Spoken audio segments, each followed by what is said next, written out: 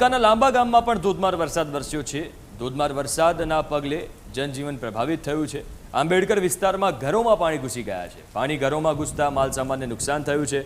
ગરીબ પરિવારોની હાલત આવી સ્થિતિમાં સૌથી વધારે કફોડી બની ગઈ છે।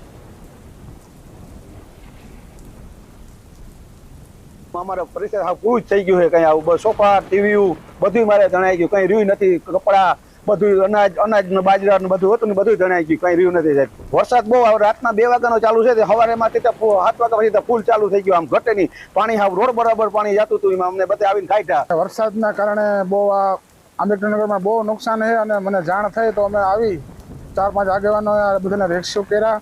આ લોકોનો ઘર સામાન બધો તણાઈ ગયો છે, ઠામ વાસણ તણાઈ ગયા છે, અનાજ તણાઈ ગયું છે, બાળકોના ચોપડા પણ તણાઈ ગયા છે અને એક બાળકી તણાણે તો એનો માન રેસ્ક્યુ કર્યું અમે 3-4 લોકોએ અને એને બચાવી લીધી બાળકીને। અત્યારે આ પરિવારની બહુ જ પરિસ્થિતિ નબળી છે। અત્યારે ખાવાનું પણ એને પરિસ્થિતિ બહુ ખરાબ છે, ખાવાનું પણ નથી, અનાજ પણ નથી। અત્યારે સરકારશ્રીને ખાસ વિનંતી કે આ લોકોને જે કોઈ સહાય થતી હોય સહાય કરે। અમારું બધું વસ્તુ વરસાદનું તણાઈ ગયું। અમારા પપ્પા દીકરી તણાણા હતા, અમારા બાજુવાળાએ બધે બસાવ્યા, અમારા ઘરમાં કઈ રહ્યું નથી, બધું અમારું તણાઈ ગયું છે। અમારે કોઈ હજી કોઈ આવ્યું જ નથી જોવા।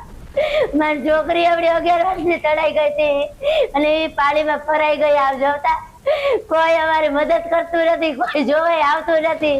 અમારે નુકસાની બધું ભયું ગયું છે। અમારા ઘર વાપરીમાં કઈ રહ્યું નથી, કઈ ઘરમાં રહ્યું નથી। લોકો કે ખાટલો કબાટ ને ઈ તરે છે પાણીમાં, બીજું ત્યાં કઈ નથી, પહેરવા લુગડાઈ રહ્યા નથી। બધું અમારું ખાવા પીવાનું બધું ભયું ગયું। અમે શું કર્યું?